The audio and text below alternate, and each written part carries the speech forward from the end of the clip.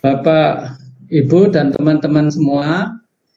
Jadi diskusi kita kali ini atas disponsori oleh APSI terutama.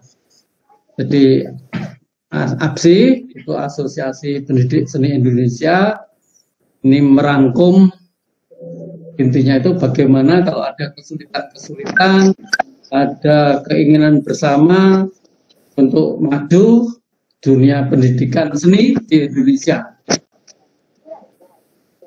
Nah, di sekretariat APSI kali ini hadir Bapak Dr. Sumaryadi. Pada diskusi kita kali ini akan mendiskusikan tentang penelitian tindakan kelas. Dan pada kita akan melanjutkan lagi pada tanggal 7, kemudian tanggal 9-nya kita insya Allah nanti akan diskusi tentang evaluasi pendidikan seni. Dan berikutnya itu tentang penelitian kualitatif, mungkin saya yang memberi beberapa buku saya tentang kualitatif sehingga nanti menambah cakrawala teman-teman, atau kita sama-sama menambah cakrawala dunia penelitian kualitatif. Nah, Bapak Ibu dan teman-teman semua, di dalam PTK itu saya pernah membaca ya dari Cornell University tahun 1994 itu memunculkan doktor disertasi tentang persoalan fisika kedokteran. Jadi di Cornell itu ada mata kuliah fisika untuk dokter.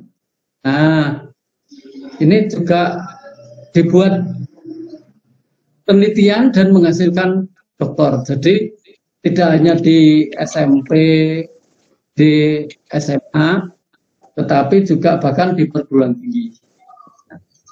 Jadi lengkapnya bisa dibaca di Densin, ya, karena ini lahannya memang dasarnya kualitatif. Kemudian ada persoalan-persoalan tentunya di dalam yang diteliti oleh Raymond itu tentang fisika kedokteran dan seterusnya. Nah, itu saja para asisten dosen yang bergabung dan para doktornya itu pengajarnya bidang fisika, mengajar fisika. Nah, jadi ada problem di sana. Nah, apalagi kita itu, saya suka dan mudah-mudahan dengan kumpul-kumpul kita nanti bisa terurai. Misalnya teman saya guru musik harus mengajar tari, harus mengajar seni rupa, harus mengajar drama. Nah, kan ini malah tambah problem lagi ya. Yang di Amerika saja para dosen dan asisten dosen dan profesor fisika ngajar fisika itu pun problem. Nah, kita ini kan aneh banget ya. Kita itu dosen seni budaya, guru musik, ngajar rupa, ngajar tari, ngajar bidang lain-lain, kerajinan. Nah, ini kan problemnya tambah banyak. Nah, mari kita ini mencari problem-problemnya. Nanti biar dibahas bagaimana cara meneliti di bidang classroom excel research yang nanti di bawah Pak Maryadi. Sepenuhnya Dr. Sumaryadi kami persilakan waktunya. Jadi nanti kita akan penjelasan dari Pak Maryadi sekitar 20 menit. Lalu nanti kita akan teruskan dengan tanya jawab. Monggo silakan Pak Maryadi untuk berkenan memberikan tentang pendidikan tindakan kelas kepada kita. Bismillahirrahmanirrahim. Assalamualaikum warahmatullahi wabarakatuh. Waalaikumsalam warahmatullahi wabarakatuh. Salam sejahtera untuk kita semuanya. Salam budaya. Pada kesempatan kali ini kita akan berbincang-bincang persoalan penelitian tindakan kelas. Nah, kita hanya akan mencoba mencari beberapa hal yang sering masih dipertanyakan oleh teman-teman. Jadi ada kekurang jelasan di sana, yang baik itu masalah konsep atau masalah teknis. Nah, dengan demikian untuk pertemuan ini kita akan membagi dua. Untuk pertemuan kali ini kita belum bicara masalah yang terlalu teknis, tetapi kita akan lebih banyak berbicara masalah-masalah pencerahan tentang pemahaman yang mungkin di sana sini rasanya kurang pas. Teman-teman yang saya hormati, teman-teman yang berbahagia, tidak lupa hari ini Hari Pendidikan Nasional ya. Ya. Nah, untuk itu selamat berhardiknas. Yang pertama, ada sebagian teman-teman yang teman-teman guru terutama itu yang mohon maaf yang taunya penelitian itu ya hanya PTK. Jadi ketika teman-teman guru diajak ngomong penelitian, seharusnya ke PTK. Jadi tahunya penelitian itu hanya PTK. Padahal kenyataannya model penelitian itu kan banyak sekali. Misalnya kalau boleh saya sampaikan ini, ada ini survei, ex facto, ada eksperimen, lalu ada kualitatif, ada analisis konten, kemudian ada tindakan, ada historis, kemudian ada kebijakan, ada deskriptif, kemudian studi kasus, analisis data sekunder, dan ada juga R&D atau pengembangan.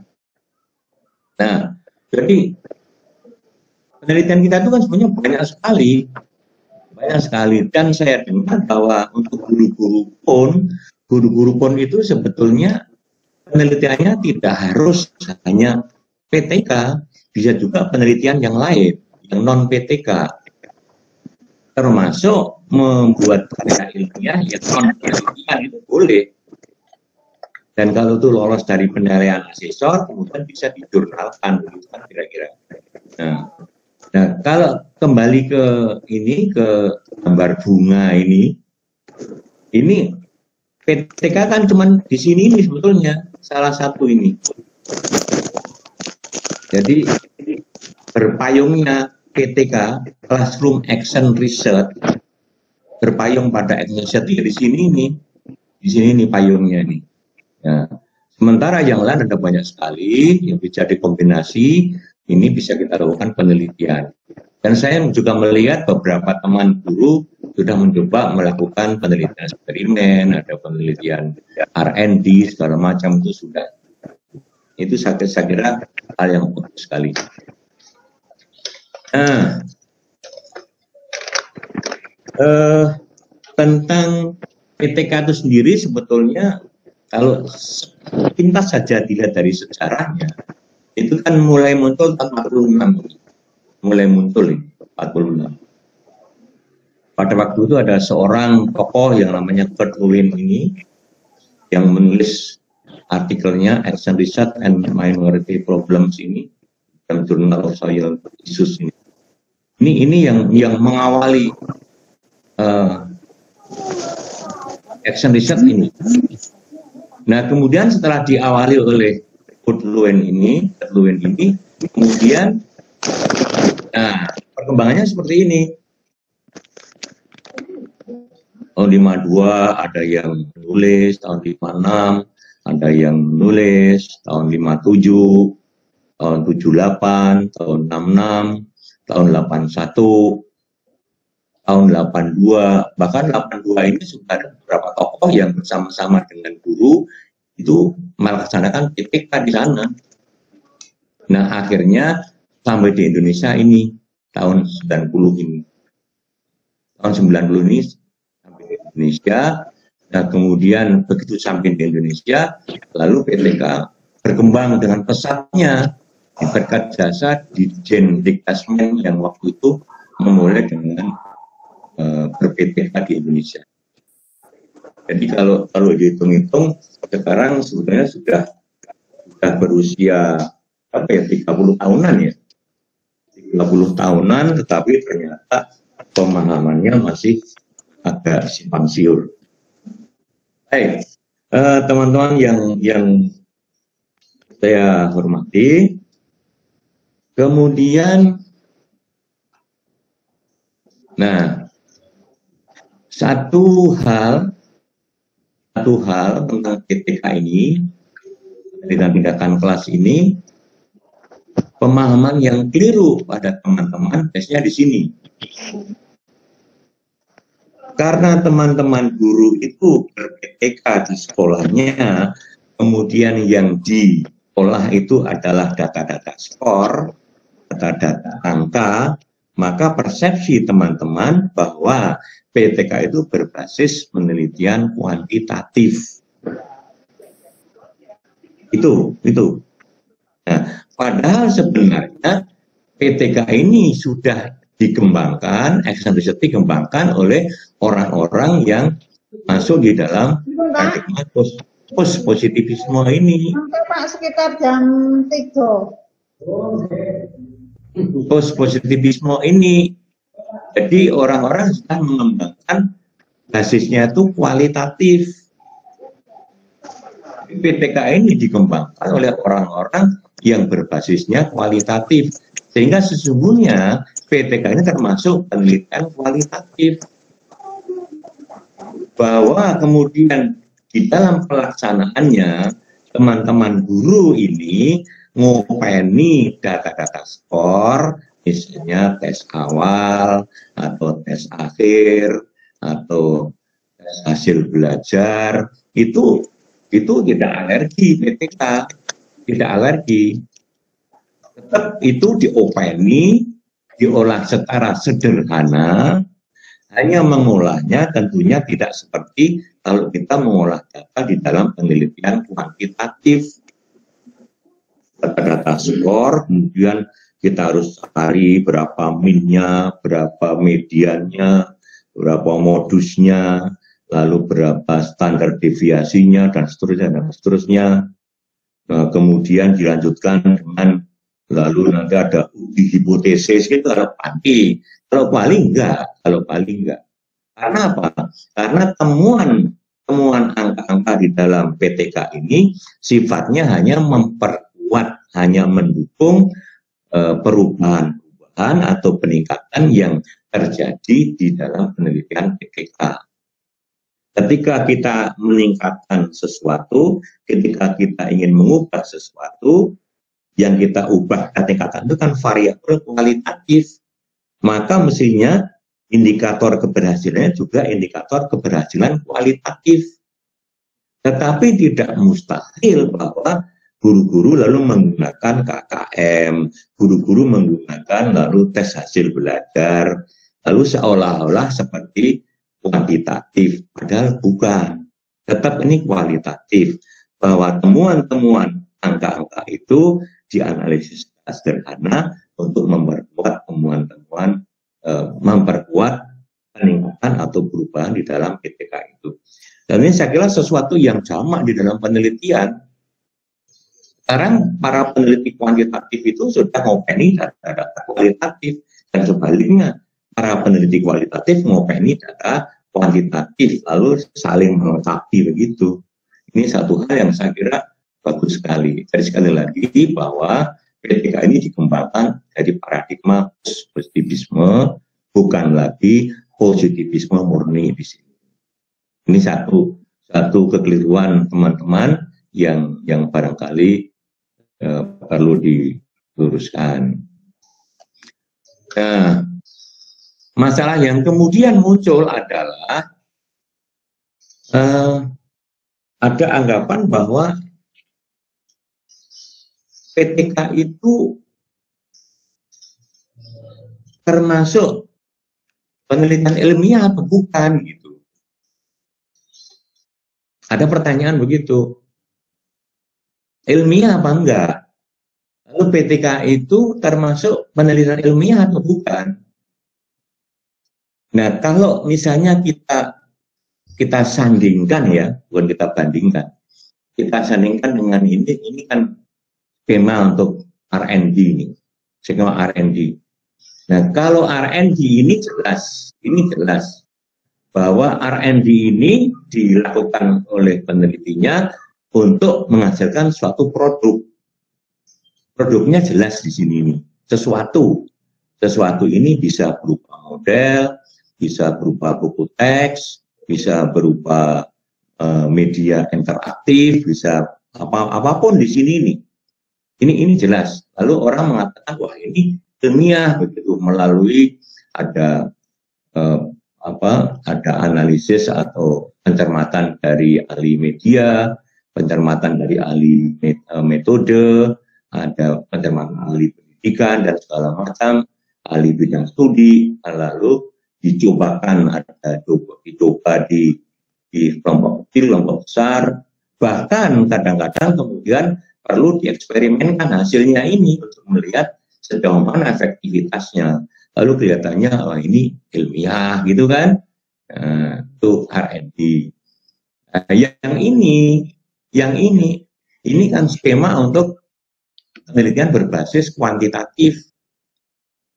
Kuantitatif ini eksperimen misalnya, penelitian eksperimental itu menggunakan skema seperti ini.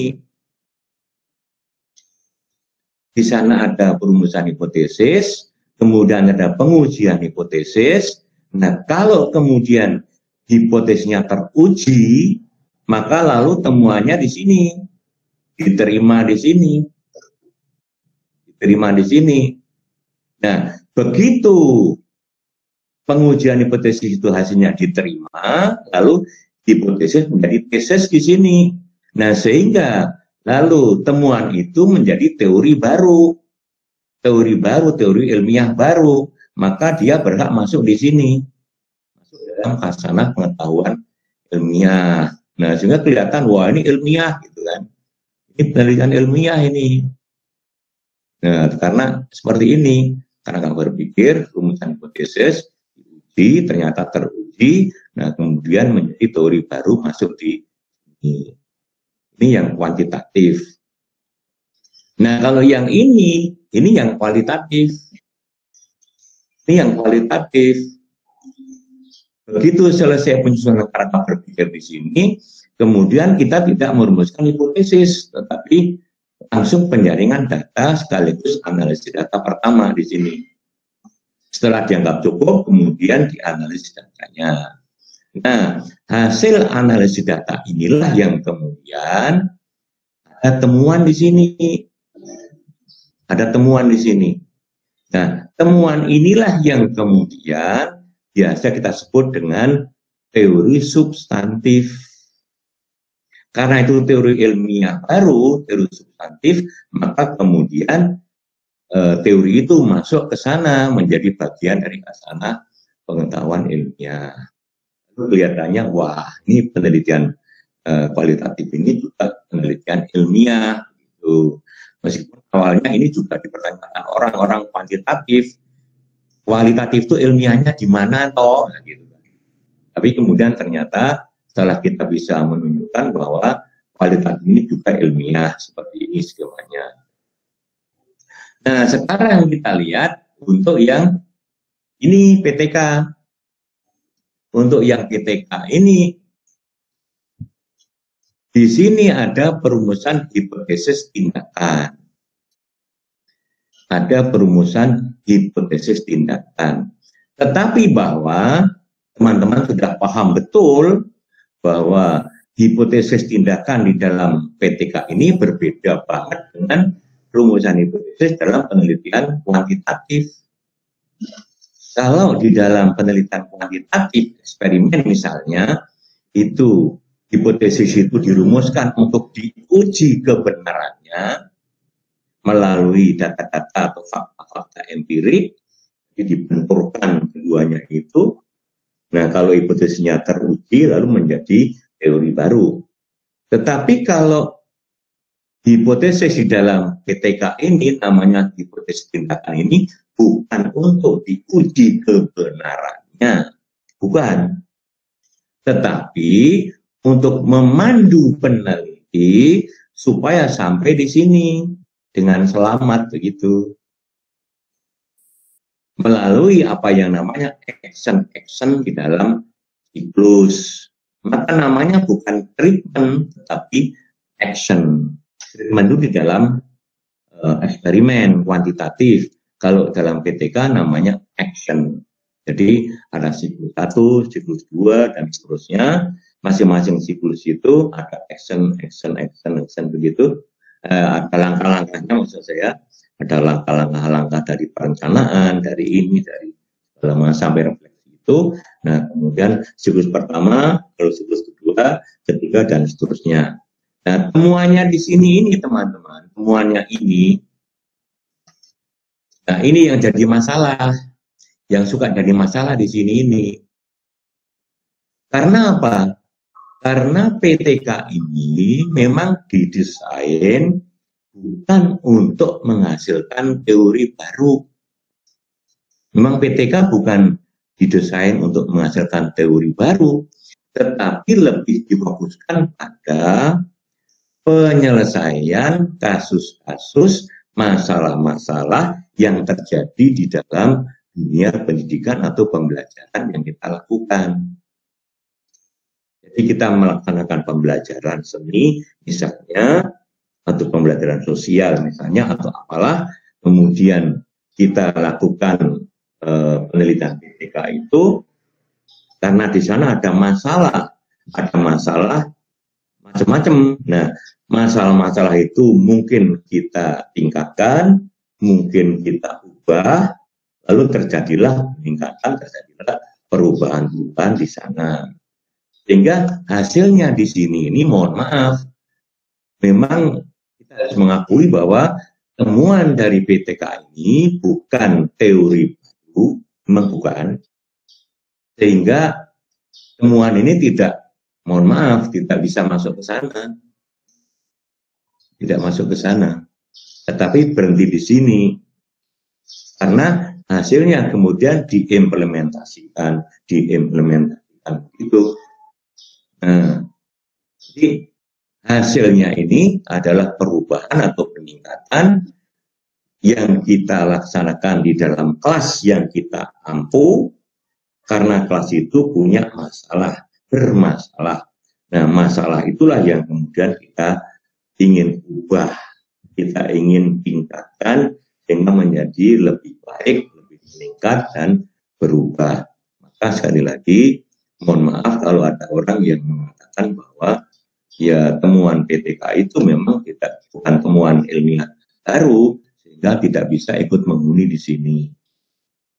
Nah, mohon maaf juga kalau ternyata kemudian beberapa jurnal yang mungkin merasa keren gitu ya, itu lalu menolak hasil PTK. Karena alasannya itu tadi, karena PTK tidak menemukan baru, maka masuk.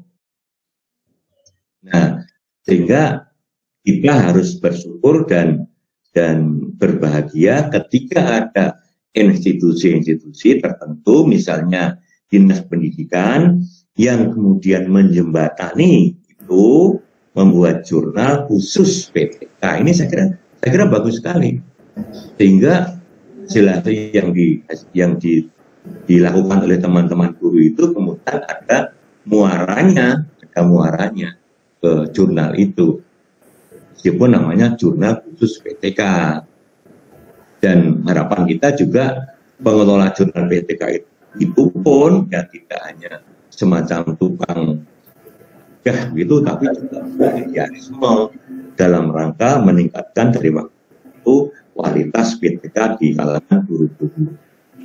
Demikian juga mohon maaf kalau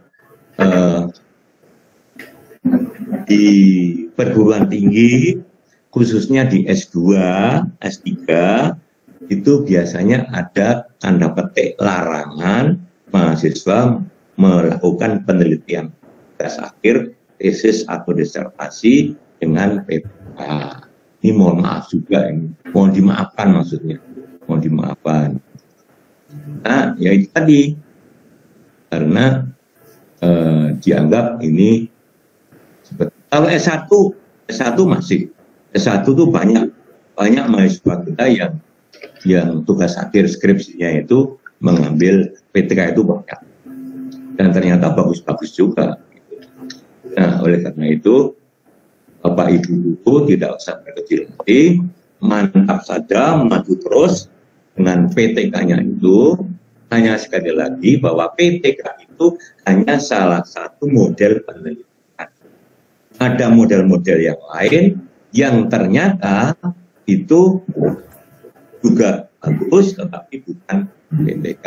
Dan itu nanti bisa dijurnalkan. Kalau teman-teman dari 4A atau 4B kalau nggak salah ya, 4B dan seterusnya itu kan harus punya jurnal. Nah, jurnalnya itu bisa dari hasil PTK, bisa jadi penelitian yang bisa juga dari tulisan yang bukan berbasis pada penelitian. Baik teman-teman sekalian, nah, inilah inti dari PTK kan di sini nih. Inti PTK itu di sini nih. Jadi kita di sini ada guru, kita melakukan PTK di sini. Nah, lalu yang kita PTK-in itu kan kelompok sasaran.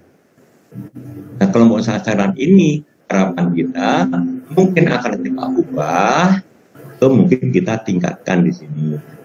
Tergantung permasalahannya. Kalau misalnya anak-anak kita, murid kita itu terhadap seni tari misalnya, ternyata itu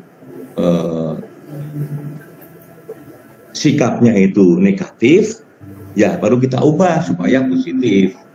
Tetapi kalau anak-anak kita itu sebetulnya itu berminat pada seni tari, tetapi ternyata tidak kreatif, belum kreatif, nah kreativitasnya perlu ditingkatkan di sini. Sehingga ada kemungkinan itu, kemungkinan itu ubah atau kemungkinan itu di. Nah, ini sebenarnya PTK kan di sini. PTK di sini. Situasi awal bermasalah, lalu kita inginkan ada keadaan lebih baik. Nah, lebih baiknya ini bisa jadi apakah lebih swakelola, mungkin lebih swadaya, mungkin keadaan lebih bebas, lebih merdeka, misalnya seperti kata Pak Nadiem, pendidikan merdeka, pembelajaran merdeka. Lalu ada guru yang merdeka, barangkali. Jadi sekarang juga merdeka di rumah. Bisa juga kelas kita itu menjadi lebih aktif, menjadi lebih partisipatif, menjadi lebih kreatif, menjadi inovatif, dan seterusnya. Ini kan rohnya PTK di sini. Nah, kemudian kalau saya boleh mengatakan bahwa PTK ini sesungguhnya adalah model penelitian yang paling mudah sedunia. Kalau saya boleh mengatakan seperti itu ya. PTK itu paling mudah sedunia. Karena apa? Karena penelitian itu kita lakukan bersamaan dengan kita bekerja. Kita mengajar kelas kita sekaligus melakukan penelitian. Itu kan mudah sekali. Maka saya katakan di sini, PTK itu kan kita lakukan pada setting yang natural dan holistik. Natural aja. Kita nggak mereka-reka kayak eksperimental, misalnya enggak. Ya kelas kita ya seperti itu. Jamnya ya itu, siswanya ya itu, permasalahannya ya begitu itu. Nah, sehingga settingnya itu natural kan, holistik ini. Nah, di sana tidak ada pengendalian variabel sama sekali enggak. Eksperimen kan jelas bahwa treatmentnya adalah treatment ini dibedakan dengan itu, maka variabel yang lain dikendalikan secara ketat supaya tidak berpengaruh, misalnya seperti itu. Nah, kalau di PT kan nggak ada kayak gitu, tidak ada pengendalian sama sekali di sini variabelnya. Nah, maka kita melakukannya dengan menggunakan action. Istilah kita sekali lagi action, bukan treatment.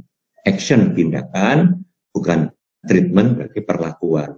Treatment bisa dipakai di dalam eksperimen, action di dalam penelitian tindakan atau PT.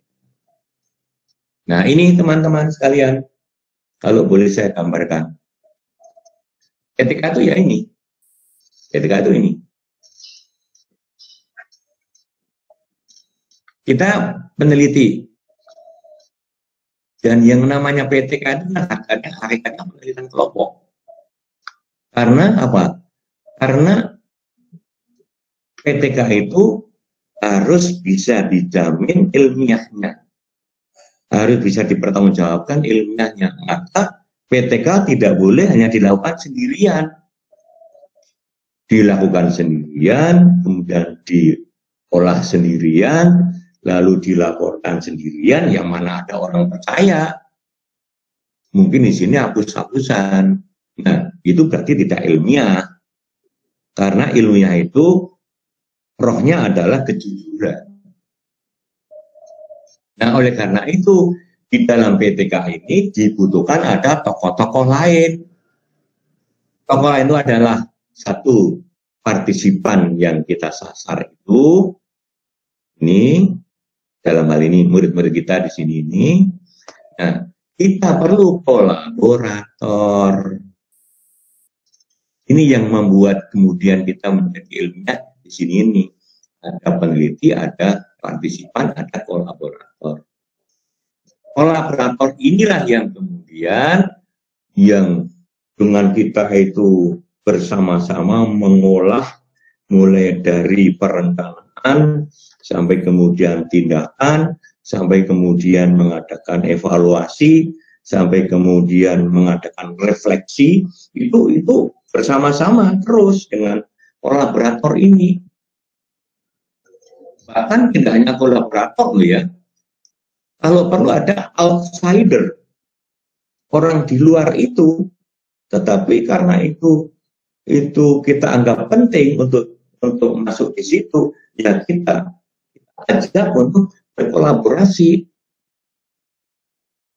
Mungkin dosen penelitian perguruan tinggi, barangkali kepala sekolah, barangkali guru senior, barangkali siapa lagi gitu ya.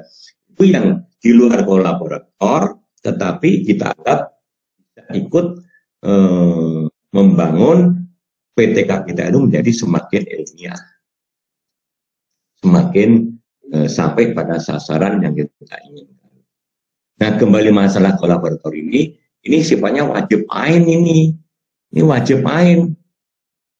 Karena apa? Saya pernah mendengar, jujur, saya pernah mendengar ada seorang tokoh dari dinas pendidikan, nggak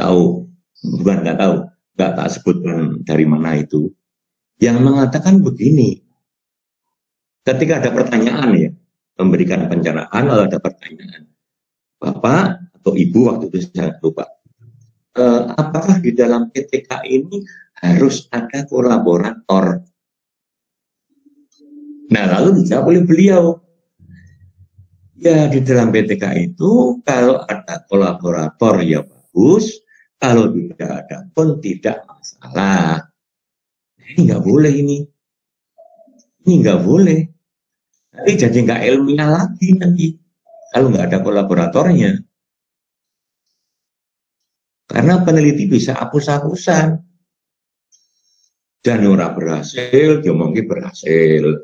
Dan orang meningkat, dia mungkin meningkat. Orang bukti ini, orang saksi ini. orang yang melu diskusi, orang yang melu habis teman-teman habis-habisan, nggak ada yang kemudian bertengkar akademik ya, segala macam. Harusnya kok begitu, kok begini, harusnya begini, harusnya begitu. Inilah kolaborator. Dan kolaborator ini tentunya dipilih orang-orang, guru-guru yang memang punya kompetensi profesional dalam bidang yang kita teliti itu. Tidak sembarang orang mentang-mentang senior lalu kita jadikan kolaborator. Nah, kalau kolaborator kita itu tidak pada bidang yang kita teliti, ya mana beliau bisa memberikan saran-saran dan seterusnya. Maka kolaborator itu mutlak harus ada satu. Yang kedua, kolaborator itu dari orang yang punya kompetensi profesional dalam bidang yang kita PTK-kan itu. Bisa guru lain, bisa kepala sekolah, bisa ini dan seterusnya. Nah, itu harus ada kolaborator. Kalau tidak ada kolaborator, ya orang menyaksikan ini benar apa enggak, gitu. Nah, kemudian peneliti bersama partisipan dan kolaborator ini melakukan PTK. Maka mulai dari perencanaan, pelaksanaan tindakan, sampai observasi dan ujungnya refleksi ini, kolaborator harus selalu ikut ambil bagian di situ. Itu harus ikut ambil bagian. Ikut diskusi tentang perencanaannya, ikut diskusi tentang tindakannya, ikut diskusi tentang bagaimana mengobservasinya, kemudian bagaimana merefleksikannya, sehingga hasil refleksi ini betul-betul ini menggambarkan hasil dari siklus yang pertama, yang awal misalnya. Karena apa? Karena refleksi dari siklus yang pertama ini akan menjadi perencanaan pada siklus yang kedua dan seterusnya. Inilah PTK nih. Nah, sehingga kalau boleh saya mengatakan bahwa dengan ber-PTK ini sesungguhnya kita tuh berpikir kolektif dan reflektif. Berpikir kolektif itu berpikir bersama-sama. Reflektif itu hanya kita merefleksikan apa yang kita lakukan itu.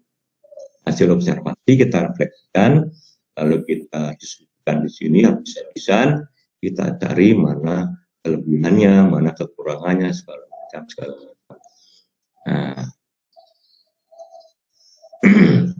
Nah, teman-teman, ini saya kasih kembang lagi ini, bunga matahari. Ini kembang matahari. Ada teman-teman guru yang suka kebingungan mencari masalah untuk yang di PTK-kan itu masalah seperti apa. Sebenarnya banyak sekali. Misalnya siswa yang kita ajar itu kok apatis. Nah, ini kan masalah. Bagaimana siswa yang apatis ini kita ajar dengan PTK kita itu menjadi tidak apatis lagi. Kita ubah. Nah, kemudian misalnya interaksi rendah. Diulang ya meneng takoni ramang suli kon jawab meneng. Ini seperti ini, takut berbicara, kurang berani berpendapat, motivasi rendah, tidak bersemangat, sikap negatif, partisipasi rendah, prestasi belajarnya rendah, tidak kreatif, tidak inovatif, tidak apa, segala macam. Ini semuanya permasalahan-permasalahan yang perlu kita selesaikan di dalam PTK ini. Ada kemungkinan itu kita ubah, ada kemungkinan itu kita tingkatkan. Nah, Kemudian kalau ini cepat saja, ini ada model-model yang bisa kita gunakan untuk PTK. Ada model Goodwin ini seperti ini. Ada modelnya si Kemis dan temannya ini seperti ini. Mahasiswa S1 banyak yang menggunakan sukanya ini. Kemudian ada yang model ini, model ya, seperti ini. Ada yang modelnya seperti ini. Sepertinya ruwet nah janjiannya orang ini. Janjiannya enggak ini. Cuman orangnya mungkin ruwet ya, modelnya. Sebetulnya ini enggak ruwet. Itu dari jadi ya podo emang. Ada yang modelnya seperti ini. Nah itu teman-teman. Jadi simpulannya bisa kita simpulkan untuk pertemuan yang kali pertama ini, sekali lagi kita belum masuk pada tataran teknis, belum masuk pada tataran implementatif. Kita masih berusaha membuka wawasan cakrawala bahwa PTK itu, oh PTK itu seperti itu, oh PTK itu ternyata begini. Oh ternyata PTK itu rohnya seperti itu, ini. Nah, bagaimana ber-PTK itu nanti pada pertemuan yang kedua. Nah, untuk pertemuan pertama ini, yang kita simpulkan, kira-kira bisa kita simpulkan, bahwa permasalahan real yang dihadapi guru kita di sekolah, dalam pembelajaran, itu merupakan kata kunci untuk melakukan PTK. Jadi, PTK ini baru kita lakukan kalau kita mendapatkan permasalahan yang real di kelas. Permasalahan yang memang terjadi di kelas kita. Bukan terjadi di kelasnya orang, lalu kita pinjam, kita pakai. Bukan. Karena jangankan kelasnya orang, kelas kita sendiri yang paralel, misalnya kelas 7A, 7B, 7C, 7D, itu permasalahan tiap-tiap kelasnya beda-beda. Nah, karena beda-beda, nanti PTK-nya juga mesti beda-beda. Nggak bisa langsung kemudian kok punya orang terapkan di sini, punya orang terapkan di sini, dan segala macam. Inilah real, jadi real. Makanya kita bisa mengatakan bahwa PTK ini berangkat dari pengalaman pribadi guru. Pengalaman pribadi guru. Kita punya pengalaman, kita mengajarkan seni musik misalnya, seni musik ya, mengajarkan nyanyi misalnya, wah ini bocah-bocah ini diulang nyanyi kok, fals kabeh ini piye. Nah ternyata jangankan nyanyi fals, wine with fals, misalnya gitu ya. Nah, jadi ini real ini, tolong. Jadi kita kembali ke kelas masing-masing, kita sadar bahwa ada masalah di sana. Nah, itulah yang kemudian kita jadikan sebagai awal kita ber-PTK. Nah, PTK merupakan penelitian yang bersifat reflektif. Kita refleksikan hasil penelitian, hasil PTK kita itu kemudian untuk siklus berikutnya dan seterusnya, akhirnya kemudian sampai pada kesimpulan bahwa apa yang kita lakukan, oh ada peningkatan, oh ada perubahan. Nah, lalu dicarikan alternatif pemecahannya. Nah, di sini alternatif pemecahannya ini, kalau menurut saya itu lebih baik kita guru-guru itu kreatif gitu loh. Kreatif, inovatif. Jangan hanya mengandalkan pada apa-apa yang sudah dropping dari atas. Misalnya dari atas ada dropping, Paikem misalnya gitu. Wah, ramai-ramai kita Paikem gembrot misalnya. Ramai-ramai Paikem gembrot misalnya. Lalu ada lagi namanya, tawaran cooperative learning. Ada tawaran namanya contextual learning, ada namanya macam-macam ya. Ya, itu. Nah, saya pikir itu bagus juga sih kalau yang model yang kita pilih untuk pemetaan itu memang sesuai dengan permasalahan yang kita hadapi. Mohon maaf, saya melihat kadang-kadang teman-teman itu suka memaksakan kehendak. Mohon maaf ini, memaksakan sesuatu model penyelesaian yang action-actionnya tadi itu dipaksakan, padahal masalahnya tidak sesuai dengan itu. Makanya saya salut dengan salah seorang guru di Sleman, itu model yang digunakan untuk action itu buatan sendiri.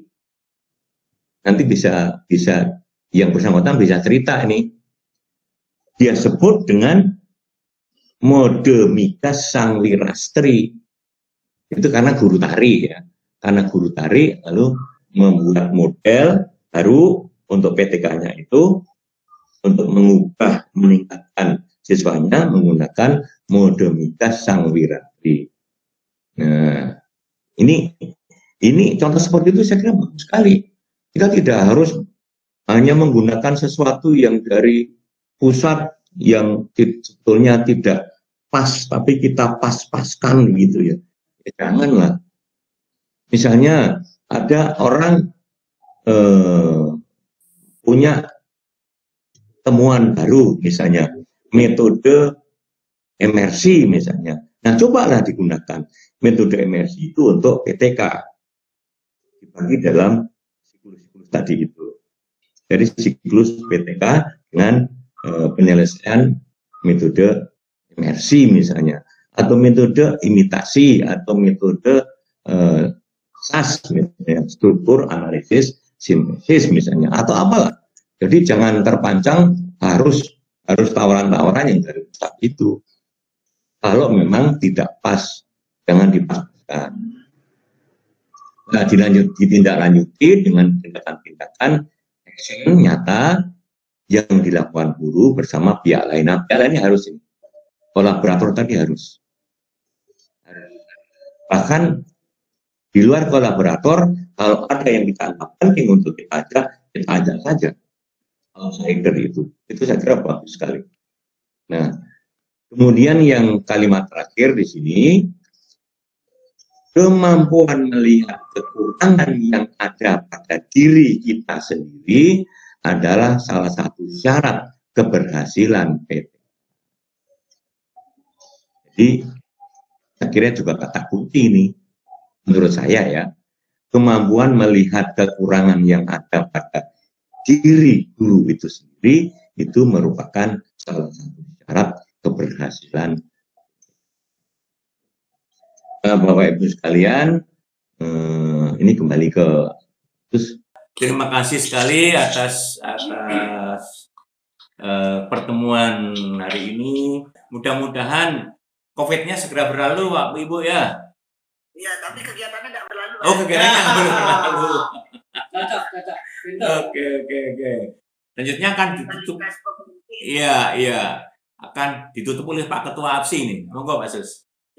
Baik, kita berikan aplaus dan terima kasih untuk Pak Ketua APSI. Baik, terima kasih Pak Nengah, Bu Kristi, Pak Birul, Bu Kun, Pak Ida Bagus Sudiasa, Bu Kartika, dan teman-teman lain. Baik, kita masih diskusi terapannya, khususnya ini tadi baru konsep-konsepnya minggu tanggal 7.